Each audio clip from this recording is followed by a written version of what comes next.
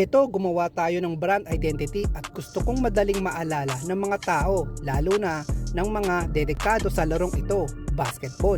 Alam ko matarik at mahabang daan ng proseso ang pagdadaanan natin dahil hindi madali ang makilala dito. Bakit hindi natin subukan? Wala namang mawawala. Kung hindi tayo magtatagumpay, ang mahalaga, nag-try. I want my brand na makaka-inspire sa mga taong bagsak ang pag-asa. Brand na magbibigay ng confidence, motivation at risk-taker sa mga nagaganap gaya ng mga bardagulan sa buhay.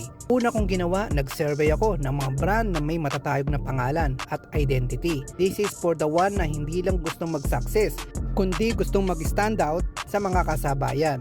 At nagpatulong na lang pala ako kay ChatGPT to create my logo at ito, boom! At higit pa sa isang tatak na hango sa basketball, ay sagisag ng lakas, tiwala sa sarili at walang sawang pagsusumikap upang malampasan ang bawat hamon.